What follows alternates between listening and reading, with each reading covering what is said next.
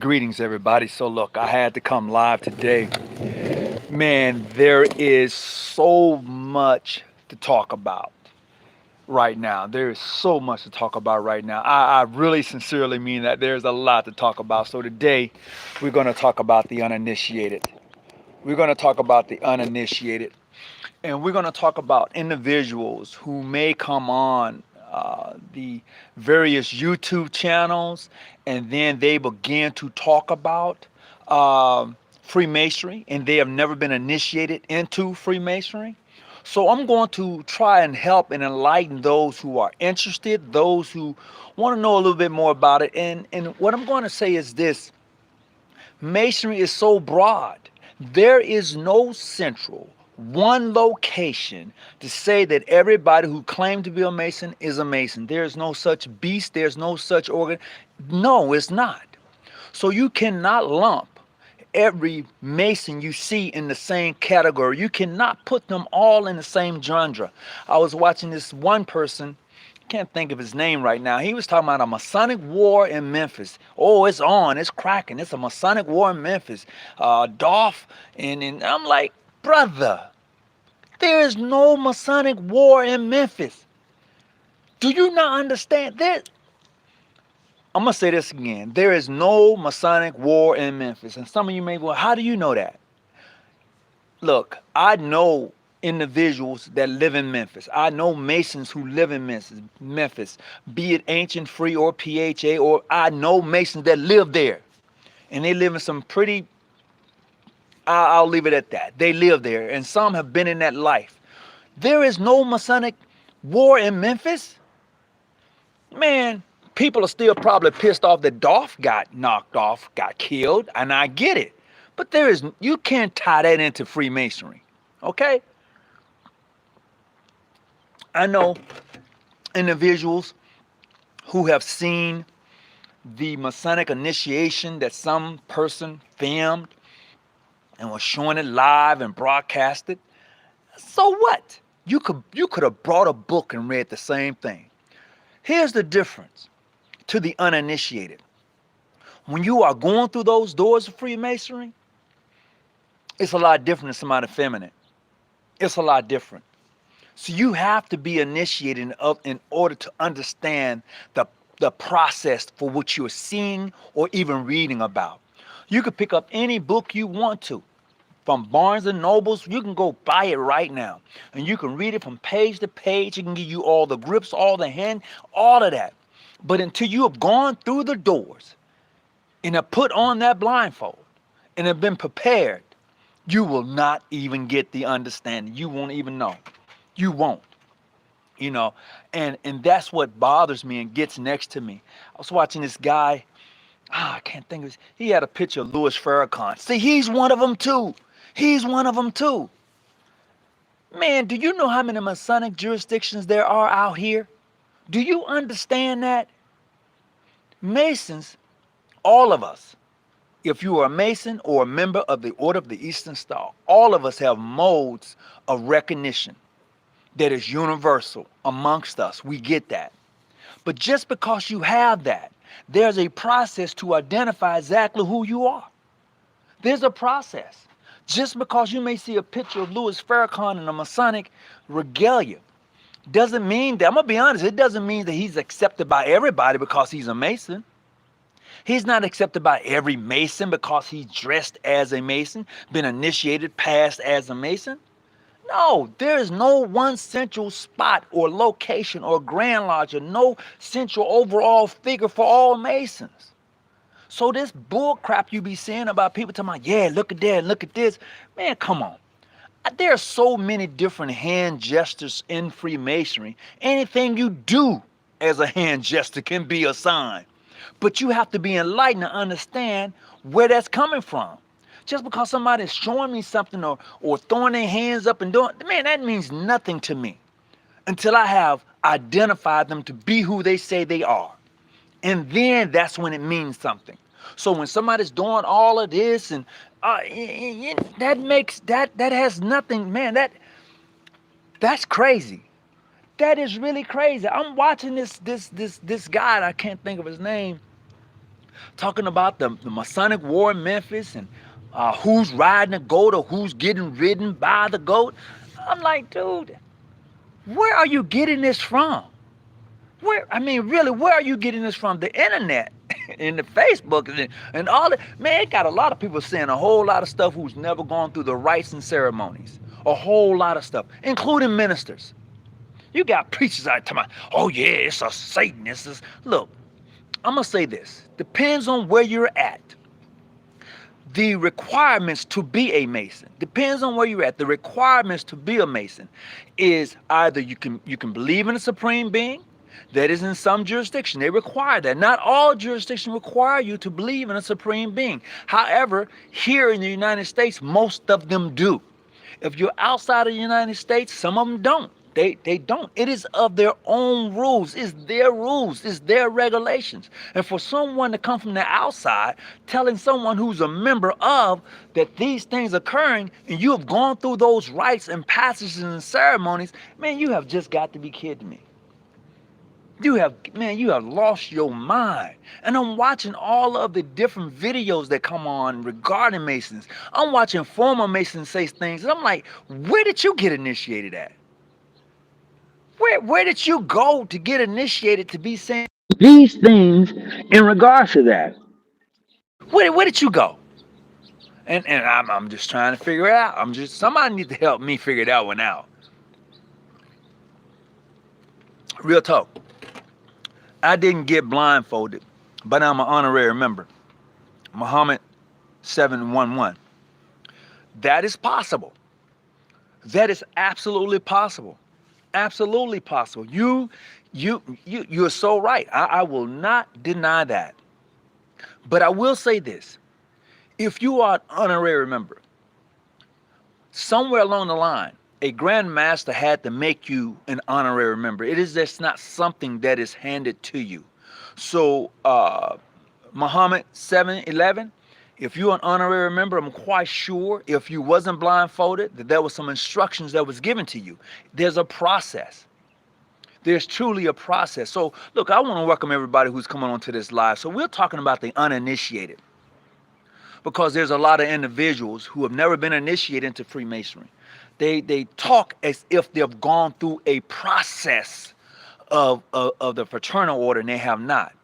Just like Brother Muhammad 711 has stated, he's an honorary member. In the process of being an honorary member, there are some instructions given. We do it here. We explain certain things. When a Grand Master is making a person on site a Master Mason or a Mason, there are instructions given. There are other Masons that are present at this particular event. He's not doing it solo by himself. He's not. There's a process. You're right. Okay. So I'm just trying to figure out, how is it that those who have never been initiated or gone through an honorary process can proclaim such a thing? I would say this. When I was at the home of the Honorable Louis Farrakhan a few years back during his process, when he became a Mason, I've said this many, many times before. Yes, there were some honorary degrees given to him. There were. And yes, he was initiated, passed, and raised because he wanted to go through the process. He wanted to go through the process. He was raised he was raised on the 5 points of fellowship. He was definitely that, on the square, because that's what he wanted. At his age, he wanted that. And he asked me, not just me, he asked all of us that was there at this process, at his home, when we met with him. He said, look, my brothers, once you have bestowed these prestigious honors upon me, once you have done all, can anybody come behind you and take this away from me that you've given to me? And we said, no, we did that. We gave it to you, and nobody can come behind you and say anything else other than they gave it to you. They can't take nothing from you that's given to you. by sovereign grand lodges and grand masters and individuals who was there representing their different Masonic jurisdiction? No, no way. And that's the process, that you see. I heard a lot of people talk about, oh, Farrakhan is not a real Mason.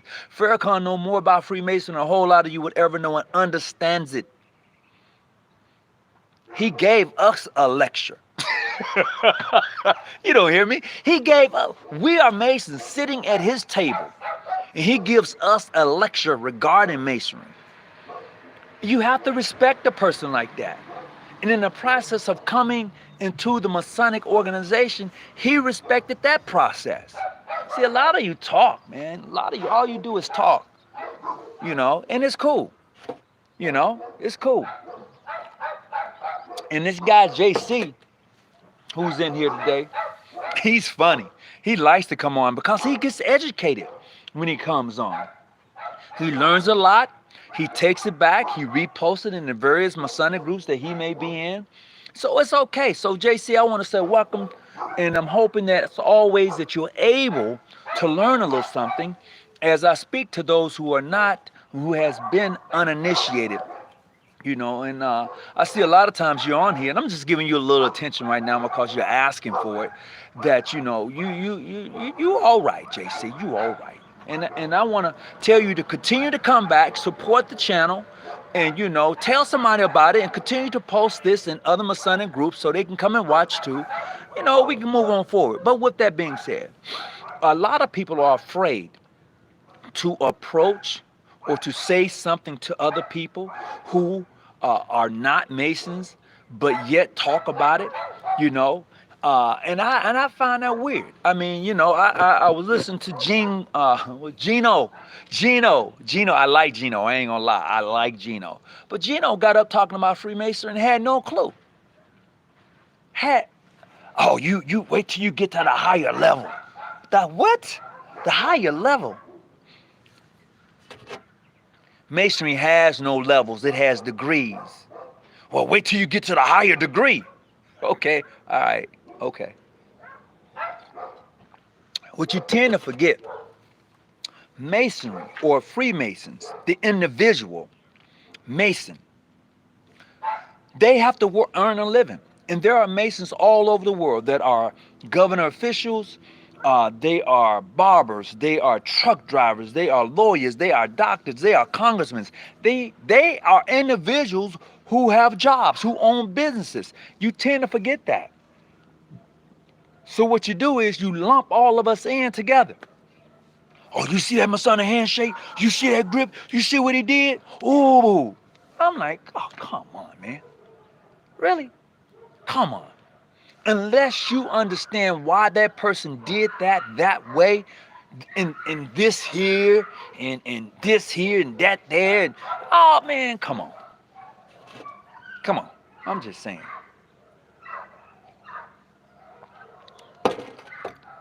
Don't feed the swine. Man, I'm just, you know what? I get frustrated when I see it, and I want to be able to exclaim and be able to draw in and say, look, Masonry is a beautiful thing. It really, really is. And I'm not going to put one jurisdiction ahead of another. I am not going to do that. I want an individual who's searching to become a Mason get all they can out of it. And when I say that, I want them to see the ceremonies as a rites of passage, because that's what it is. Becoming a Mason is a rite of passage for the man, for the male figure. And becoming a member of the Order of the Eastern Star is a rite of passage for the females, okay? And that's what I'm talking about. So when a female becomes a member of the Order of the Eastern Star, that is a rite of passage. When you may say a rite of passage into what? Into womanhood. Well, she's already a woman. Yeah, but when she comes into the Order of the Eastern Star and they begin to break down that whole essence of a woman, it turns on a light, just like it is when you become a Mason. And when you come through those doors and the brothers begin to break down the mysteries and hidden elements in life, you begin to see it from a different perspective. That's why it's important that if you're going to talk about it, Become one. I don't care if it's international, modern, free. You get, I don't, that doesn't bother me. But what bothers me is those who proclaim to know and never walk through the doors. Those who proclaim to know and never stop by the west gate. Those who proclaim to know and never stop by the east gate. They never did that. They never tried to escape. They never did. So you won't know. You won't understand it. And then, I mean, we can go on, and that's the craziest thing that I have personally experienced. You know, I was having lunch with a brother the other day, and he and I was conversing in regards to the different elements within the framework and body of Freemasonry. And it was a beautiful conversation, although he and I was from different Masonic jurisdictions. But the conversation that we had regarding Masonry was a beautiful thing. We can agree to disagree, but that was the essence. And no matter where you go, it is true. No matter where you go, you're going to find a Freemason. And based upon your decorum, based upon what you know, based upon are you truly and worthy and well qualified, based upon all of those things I've just named, um, is going to determine whether you receive that which you are in search of. It's going to determine that. But that's the beauty about being a Mason, because all of us who are Masons have gone through a process. You've gone through a process, and for you to talk about it like if you've gone through it and not understand it, that's the craziest thing. And especially if you're talking about amongst Black Masons. Oh man, we are so diverse. The web of Black Masonry is so diverse. It is just it's unreal. It is unreal. I can talk about it. It is unreal. The web of Freemasonry amongst Black people is so diverse. It's really, really is. And you can't lump them all into a central Grand Lodge. You can't lump them all into you are this or you are that. You can't do that. It's too diverse. It is just crazy when you try it. And that's the thing, you know. And so this is what we get. This is exactly what we get. Yeah, there is. There is a such thing as Black Masonry, because there's a such thing as White Masonry. There is. And people can say whatever they want to say. Yeah, we try to understand the construct and concept of Freemasonry being so-called colorblind. But it's not colorblind. Let's be honest. Let's just be honest. Since you said that, JC, no such thing as a Black Mason. Well, there's no such thing as a Prince Hall Mason. There's no such thing as a John G. Jones, Modern, Free, or International. Right? Come on, JC. Talk back to me. If you're going to say that, if you're going to tell me there's no such thing as a Black Mason, then everything in regards to Freemasonry is non-color. There's no such thing as mainstream Freemasonry, right? Oh, we can have this conversation. We can get into that. Prince Hall is African. There's no such thing as a Prince Hall Mason. There's no such thing as an African Mason, right? Since you said that, you know.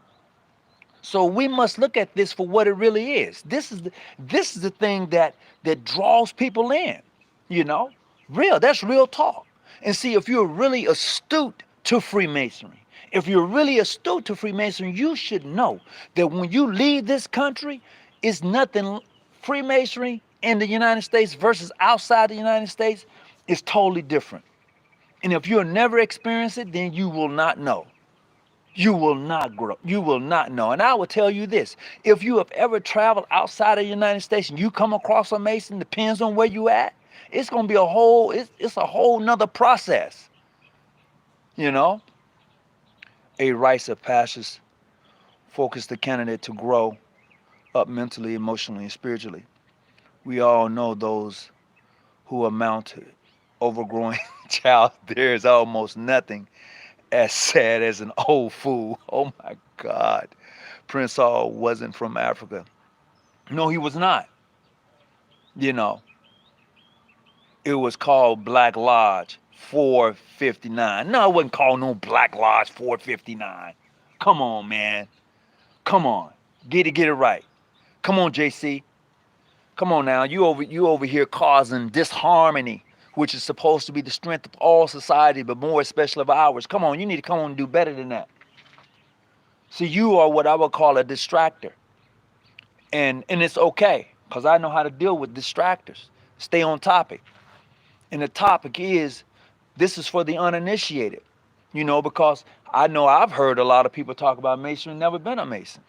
Oh, you devil worshiper. You worship the devil, Lucifer. You heard what Abba Pike said. You read Mars and Dogma. You know what Abba Pike said about the great morning star. You heard about what he said, the light bearer. Come on, talk back to me, somebody. But when you understand the rites and ceremonies and understand when you read that Mars and Dogma, it's a whole nother picture, a whole nother element opens up. Isn't Christ called the morning star, the great morning? Isn't he not? Yeah, he is. Come on, talk back to me. Oh, he isn't? Oh, okay, I appreciate that. Don't feed the swine. Ah, so as we venture into this thing, as we look at it for what it is, man, I'm trying not to. I'm trying not to feed the swine. I'm really trying not to, bruh. But it's crazy. It's only crazy because of what we all know versus what people show you versus what you have seen, And that's the craziest thing. I've seen a lot in Freemasonry. I've enjoyed it, and some things I've seen, I'm like, oh, hell no, I don't like that. I don't like it, and I said I didn't like it. Because to me, that's not part of the craft, in my opinion. But what somebody else does in their jurisdiction is their business. So I have no business being there if I don't enjoy the fellowship and the company and all. I just like, nah. We don't participate like that. We don't. So therefore, if I'm not gonna have someone that happens to someone that I know of. No. Mm-mm. I hear it all the time. Oh, you gonna ride that goat? Well, okay. If that's what you proclaim and that's what you say, man, I had ball riding the goat. I sure did.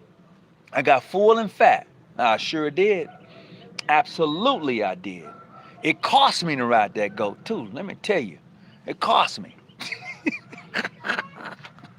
Ah, peace and blessing to everybody who's coming on. So today we're talking in regards to the uninitiated. We're talking in regards to those who have probably come on the various YouTube channels and discussed Freemasonry in such a way to it sound like it was some real damn occult, like it was some real, like, I'm cutting this and I'm doing, some real gruesome stuff. And I would tell you this, depends on where you're at. It depends on where you're at. The spiritual journey within the framework and context of Freemasonry, it can get kind of like, ooh, wait, I ain't gonna lie. It can be. And I only say that because if you know anything about South America, oh my God, them boys don't play. They don't play. It's different. It's different no matter where you go. The concept and framework and the rites of passage is different. It's not going to be the same. However, there is a process. And when you've gone through the process, then you understand the concept of Freemasonry. Why do we go this route as men? See, what I've learned is all the great ones have come through the doors of Freemasonry.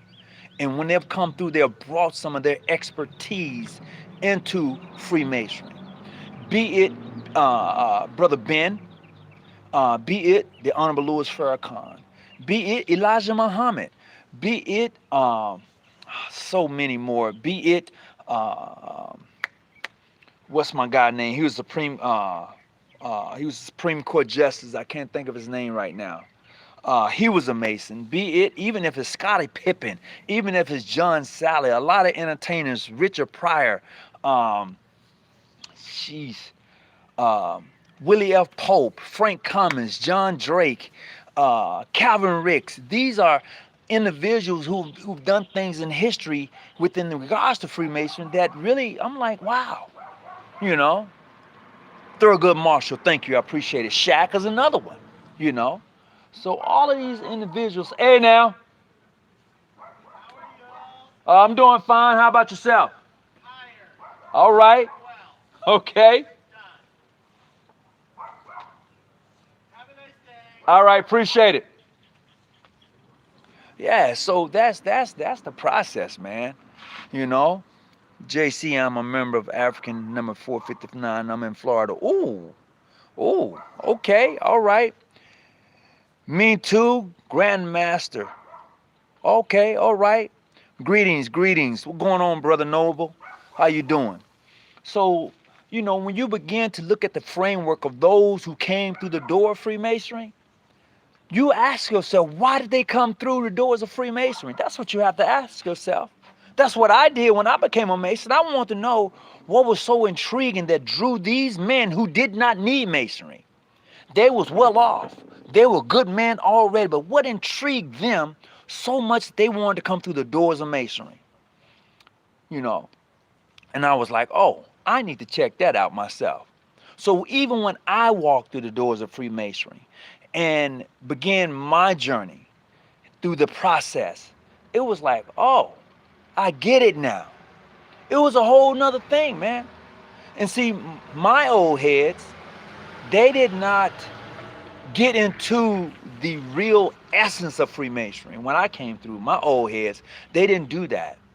They enjoyed Masonry from a common point of view. It was just common. This is just the basic point of view, But then as younger brothers began to come into my Masonic circle and my lodge, they brought in a whole nother spectrum. Those brothers was already well read. Let me tell you, there are brothers out here that are already well read. When they come through the doors of Freemasonry, what it does is the stuff that they already know, Freemasonry amplifies that. It's like an aha moment. It's like, that's it right there. And for those who don't know, as much book sense and as much as you can read, and you may have a glimpse into the door of Freemasonry because you have read, but until you walk through it, you won't know. You won't know what it's like to sit in another lodge in another country unless you've gone there. You won't know.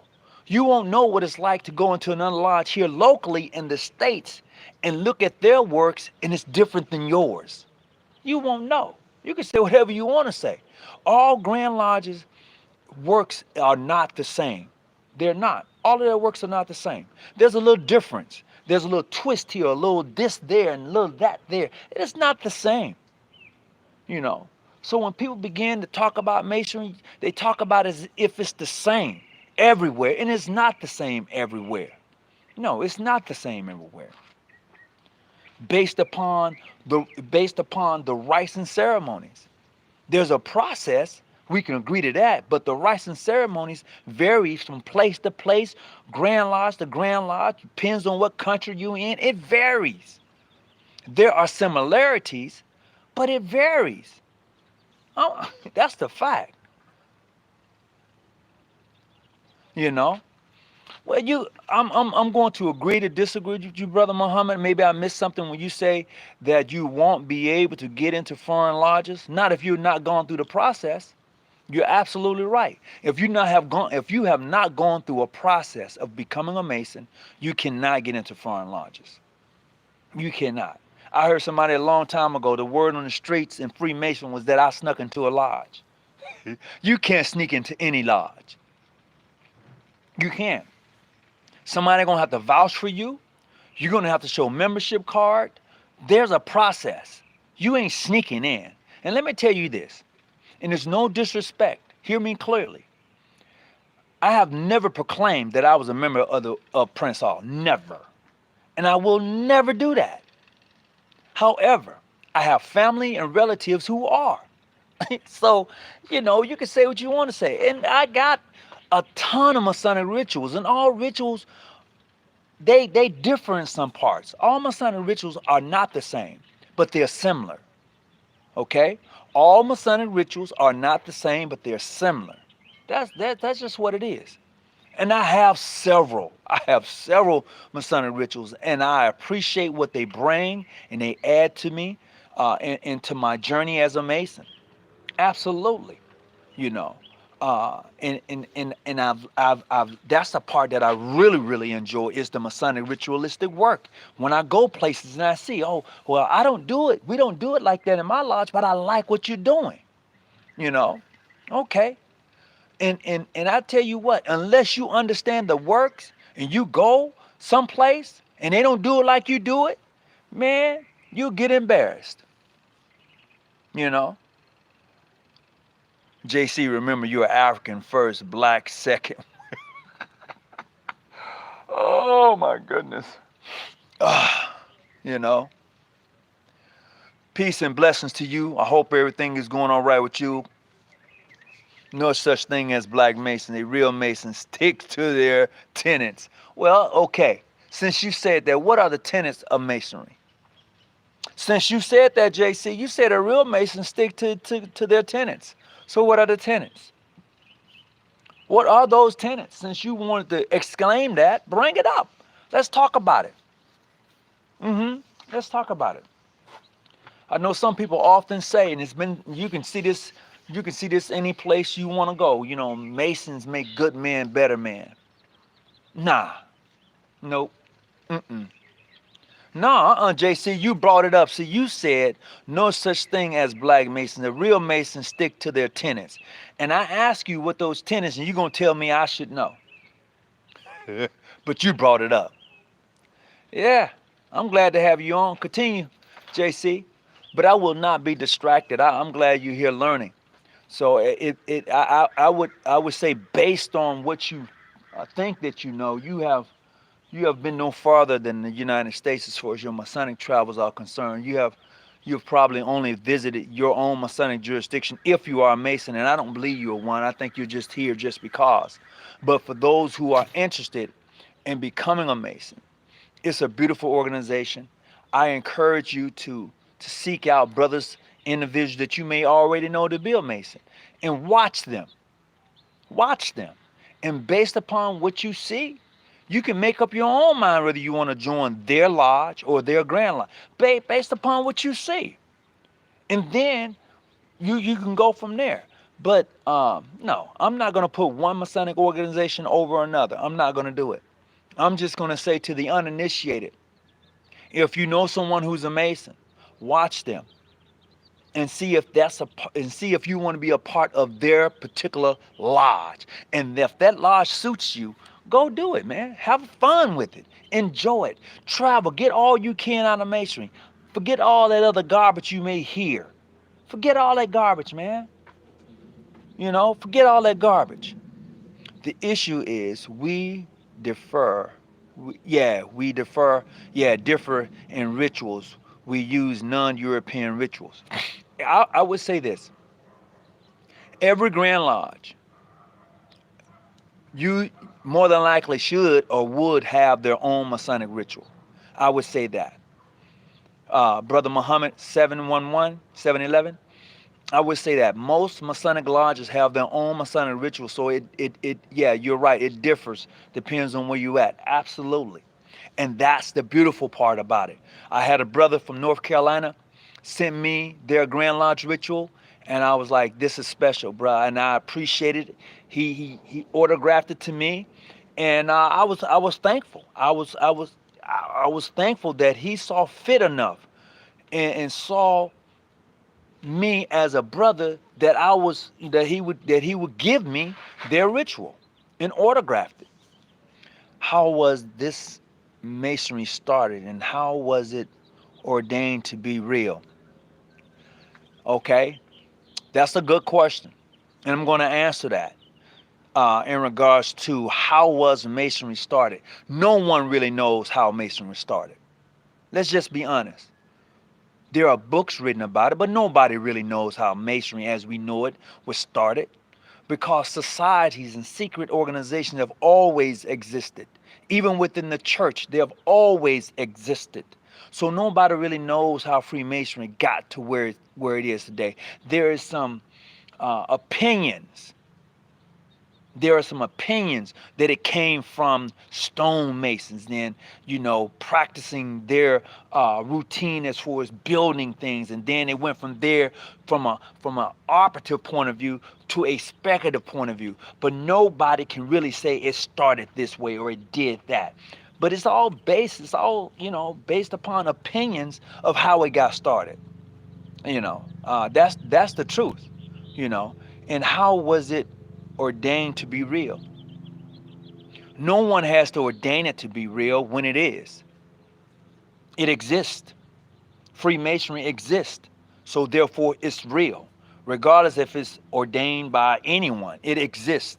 And when something exists, then it's real. You can say it doesn't exist. Okay, well, according to you, it doesn't. So it's not real to you. And that's all right. You know?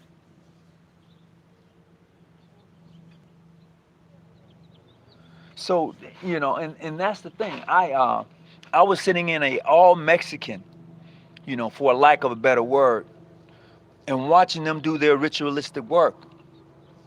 And I would tell you this, it's nothing like you do in the basic format of California or Masonic lodges in the United States. Their ritualistic work is different. Their setup is just a tad different. And I learned a lot. See, most of you Masons, Black Masons, when you practice St. John's Day, you go to church. When you have St. John's Day, you go to church. Most Black Masons, Grand Lodges, I don't care what it is, you go to church for your St. John's Day celebration. That's a fact. St. John's Day, St. John the Baptist, St. John the Evangelist, you're going to find yourself at church. But see, outside of the United States, that doesn't occur. They have what you call the celebration of winter and summer solstice. That's what they do. And it's different. It's a process. Unless you've seen it, you won't understand it. It's amazing how you were in. I'm from. Oh, okay. So that's the beautiful part about it. Most Black Masons, when they, like I said before, when they think of St. John's Day, they go to church. But outside of that, it's not meant for that. It's not meant for that. It's really not. Back to the gentleman that was asking me in regards to the predate of when Masonry started. There's no actual predate to it. Most people want to point to 1717 or 1720 or 23. That is the anniversary date of what we know as the Grand Lodge of England. Some people point back to 1813 during the ancient and modern dispute or split or thing that was happening then. So a lot of people point to a lot of different periods and time, but no man that I know of can actually say this is the date. This is how it transferred. Some people want to say it's from the Knights of Templars. Masonry came out of the Knights of Templars and then evolved. I differ from that. Now, my own personal belief is that Masonry in itself has evolved into what we know as Freemasonry through a variety of different societies. That is my opinion, based upon the multiple rituals that I have from other fraternities. Masonry evolved into what we know as today as Freemasonry. There's so many interesting concepts to that, and I'm okay with it. I'm just enjoying what I know now. What about Prophet Muhammad according to the Honorable Louis Farrakhan? When you say what about Prophet Muhammad, what is it in particular that you're asking?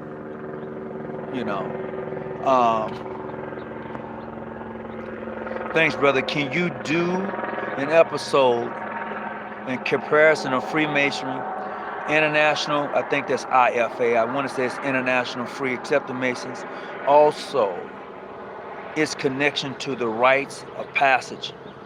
I see it in Europe as a rites of passage for Caucasians.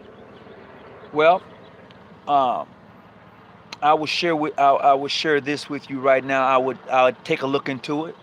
You know, if you're speaking in regards to International Free and Accepted Mason, I will take a look into it. And based upon what I know regarding International Free and Accepted Masons, and I have sit in lodge with them, you know, it's the same thing. It's the same process. They have that same process, bruh.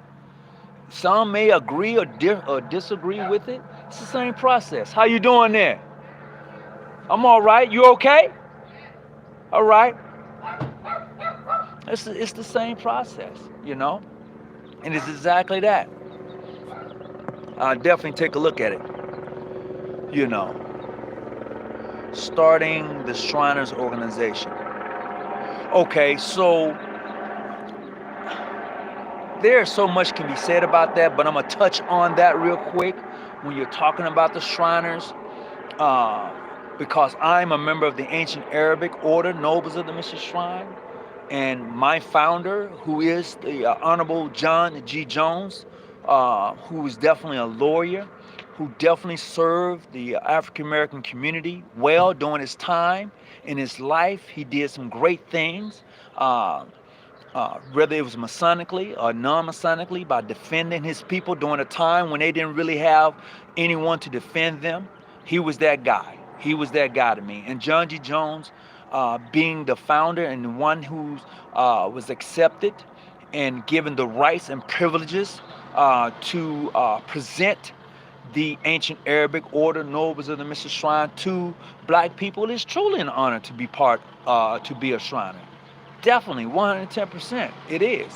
But what I found is because so many people have tried to discredit him and say they say a whole lot of stuff.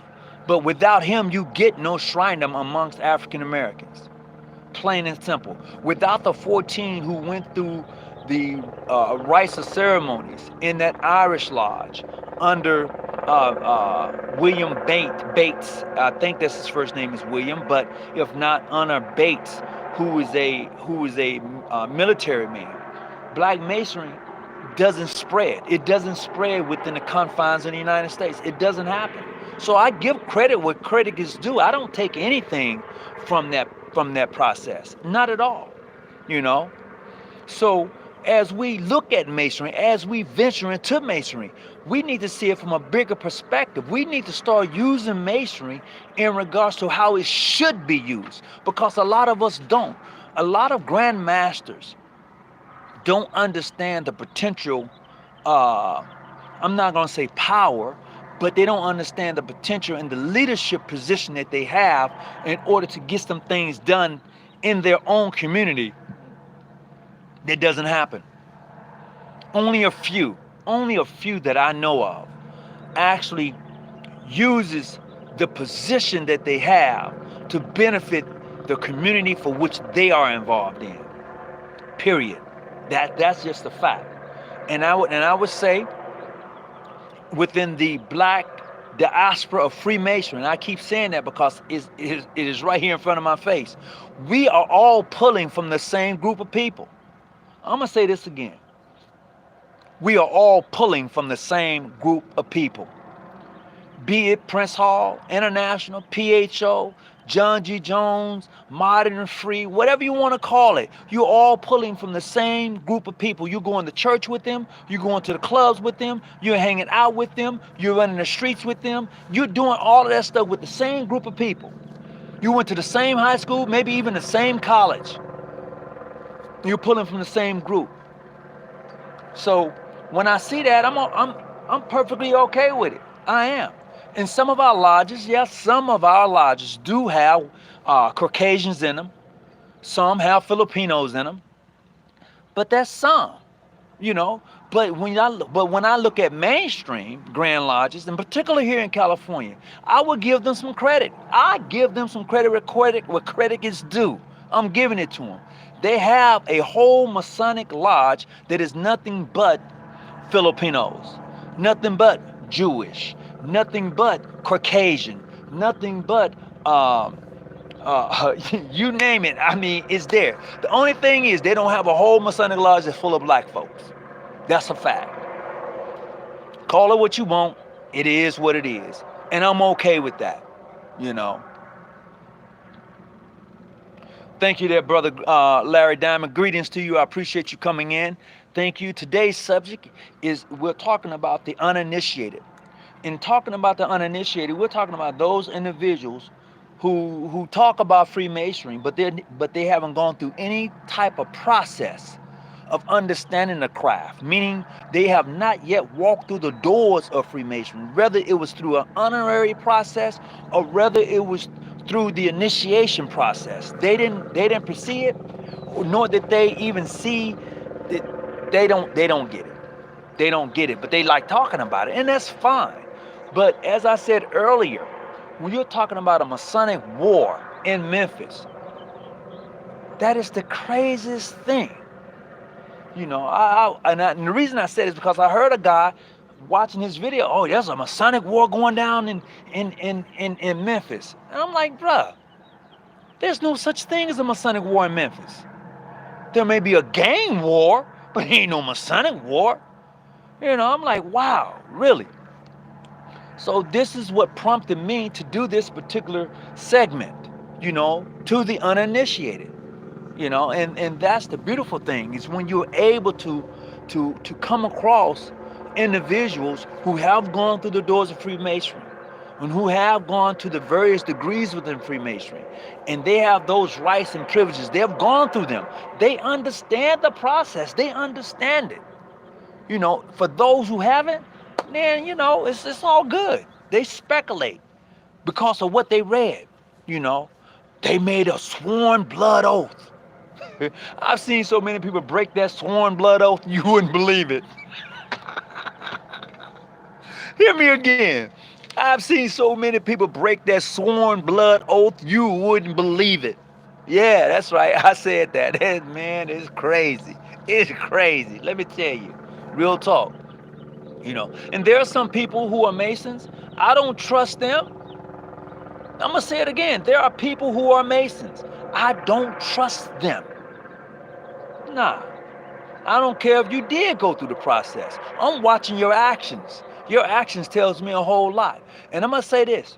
When people are mad, drunk, and when they're youth, they tell you the truth.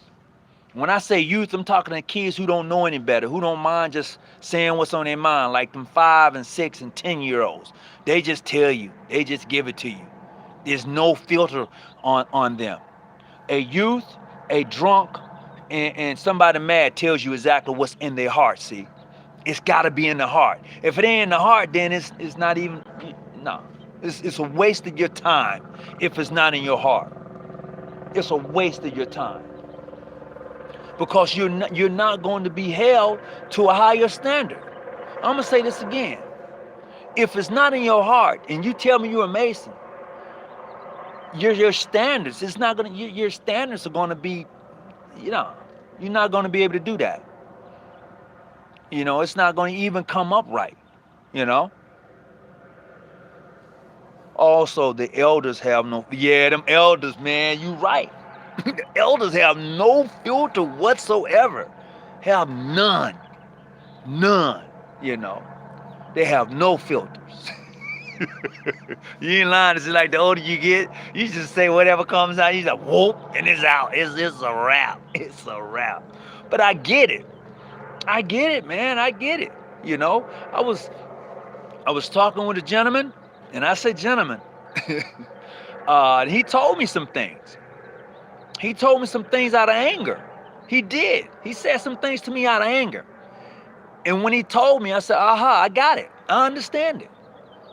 Yeah, I understood it. It was out of anger. And then he called back, he apologized. But when you talk out of anger, that's in your heart. I'm going to say this again. When you talk out of anger to somebody and you start cursing at them and saying things to them, because that's what's in your heart regarding that person. FHA in my jurisdiction. What's going on? What's going on? Oh, that's P. Oh, I thought that was an F, brother. Hey, John Brooklyn, what's going on with you? What's happening with you? You know, Brother Diamond to the rescue. I appreciate that. I appreciate Brother Diamond. I got a story about Brother Diamond, and I'm gonna get ready to log off in just a few minutes. But please hit the like button for me. Please hit the like button. I appreciate it, and share this live feed if you want. But I met Brother Larry Diamond. I met him through this medium, right?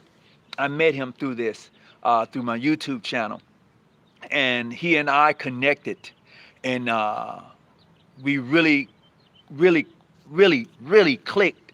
And he came to my home, stayed the night. You know, he came through the rites of passage into the primitive rites. He went through his initiation ceremony, stayed at my house. We had a great time.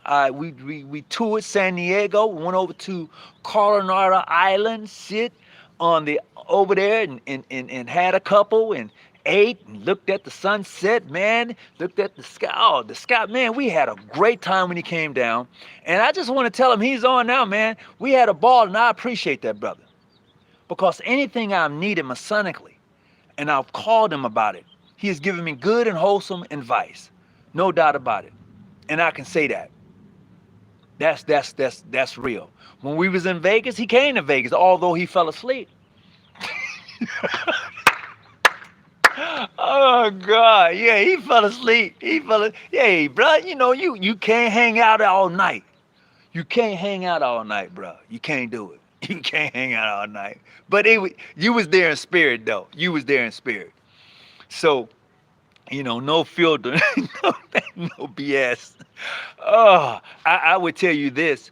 We're getting ready to go back to Vegas there, Brother Diamond, in April. We're getting ready to go back to Vegas for our Raising in the Desert. This thing has really taken a life of its own, and I have a ball every time I go. It's that process right there is beautiful.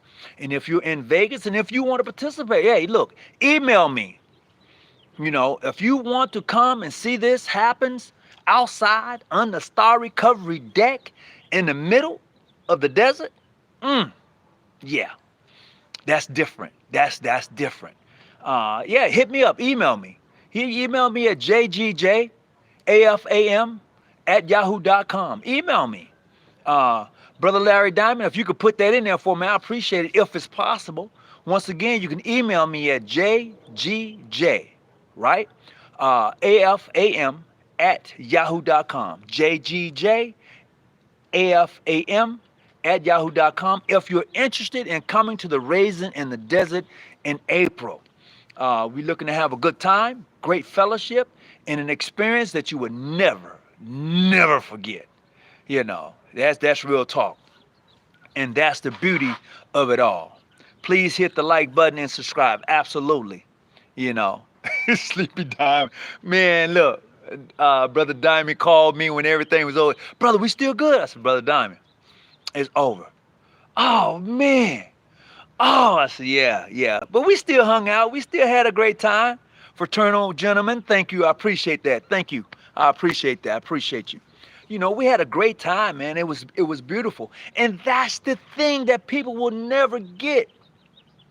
Brother Larry Diamond, Grandmaster Larry Diamond is in a whole nother jurisdiction.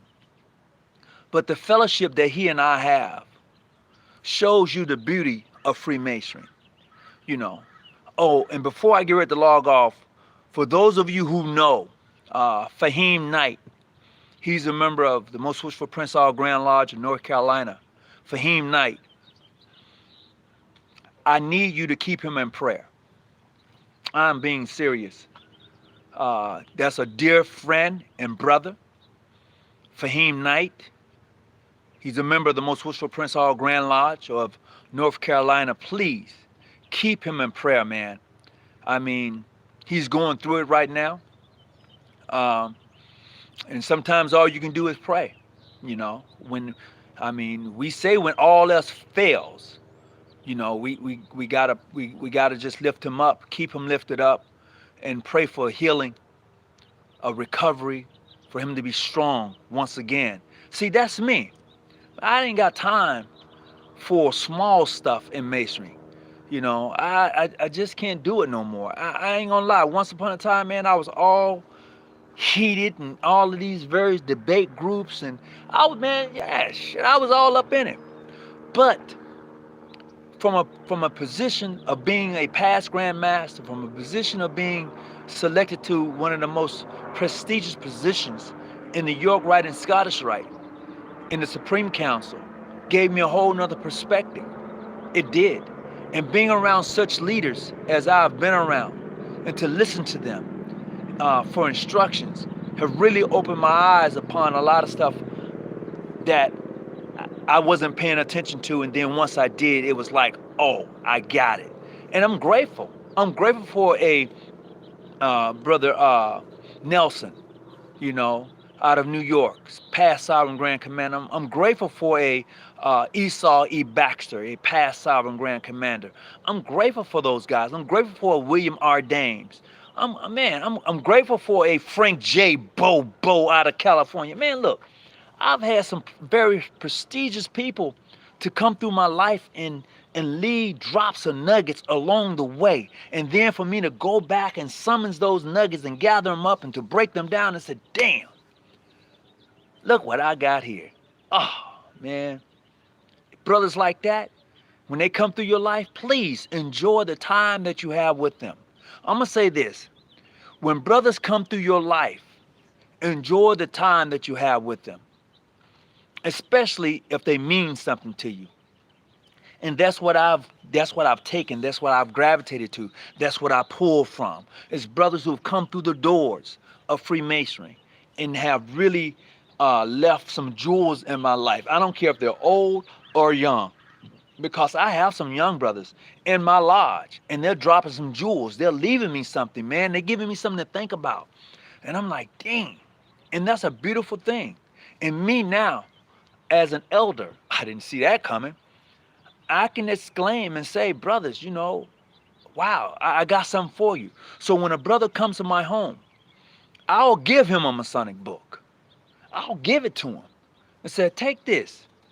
Yeah, this is for you. Out of my own personal library. This is for you to have. You know, and I autograph, give it to him. Brother, this is for you. So we all are able to move forward and be able to leave jewels in somebody's life. April 27th, absolutely. Come on out to the Raising in the Desert, April 27th. It's going to be a beautiful thing. So, oh yeah, I want to send a big shout out to Grandmaster Robert Jackson. He's a good brother. He's from California. He's over Modern Free Grand Lodge here in California. And he and I have talked, and they're now preparing to have their conclave here in California. And you know what? I'm going over, fellowship with them, and celebrate their conclave, their dinner. Hey, but I'm built that way. I'm built that way, you know. If I get an invite from a brother or somebody, and I can make it happen, I'm gonna make it happen. You know, it's just what it is. You know, it just can't be too late though. It can't be like next week. You know, I need like a couple of months in advance, especially if I'm gonna take off work. Nah, it's cool either way. It's cool either way. But that's the beauty of it all. You know. Oh yeah, no doubt about it. Thank you for your support. Yeah, that's definitely appreciated. And please hit the like button for me. And yeah, definitely share this video. This is absolutely for the uninitiated. Absolutely. Because people don't understand. There are so many different facets to Freemasonry. You can't just lump it all together. It is not built like that. It's not built like that. Freemasonry is like gumbo. It's like gumbo, and there's many different types of gumbos. Many different types of gumbo. You can have chicken gumbo, you can have shrimp gumbo, you can have sausage gumbo. It's gumbo, but it's many different types of it. It's the flavor, man. What you want out of it, you know? What you want out of it, and that's what I like. That's what I enjoy. That's what I get from it, you know. So when I look back on it, I'm like, yeah, I can take that. Oh, JC was placed in timeout. Oh my goodness. Oh my goodness. I'm sorry for JC. Thank you though. Thank you. I appreciate it. I appreciate it. So look, I've been on here for a minute, but whatever you do, I hope that you've gotten some out of this conversation, and don't let anyone perter you from becoming a Mason. Walk through those doors. I'm telling you, when you come through the doors of Freemasonry, your whole aspect is going to change. Your whole process, even your thoughts in regarding religion, is going to change. Oh yeah, it's going to change. It's going to flip. Because depends on where you're at. Hey, all right, all right, all right. Depends on where you at. Man, they're going to give it to you. They're going to give it to you. That's real talk. They're going to give it to you. You know, there are some brothers in masonry.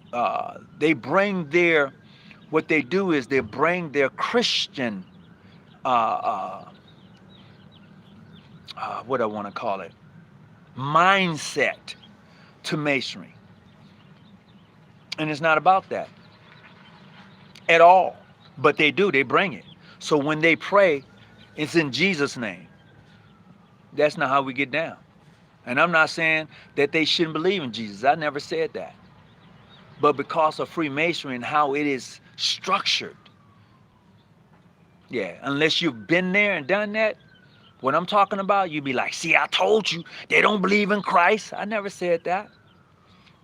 You know, but you have to be there. You have to be there. Are PHA and PHO the same? Their history is the same. PHA is a different Masonic organization, and PHO is a different Masonic organization. They are Freemasons. They are Freemasons, period. Just a different organization. I mean, as far as their structure, as far as that's concerned, no, they different. But however, same history. Same history. Without PHO, you get no PHA, period. And that's just the truth of the matter. I mean, people can differ. They don't have to take what I'm saying. Just go look at it for yourself. You know. Thank you, there, brother Larry Diamond. Thank you. You know, uh, I think PHO is more aggressive, and as far as building Masonic relationships with other Masonic bodies outside of their own, and growing and understanding the Freemason from a world point of view instead of a singular point of view. I think that most, I'm not saying all, I'm just saying I think that most Prince Hall Masonic bodies see Masonry from a United States point of view and not a world point of view. That's my personal opinion based upon what I know from a variety of different Grand Lodges, and I've talked to a variety of different brothers within the Prince Hall family. Based upon that, that is my confirmation that they don't see it from a global world point of view. They only see it from a United States point of view. Yep. I mean, that's just what it is. And it's okay. It's really okay. If you have never left your home and went to somebody else's house, you would think you had the beautiful, you would think you had the greatest house or the worst house. Depends on where you're at.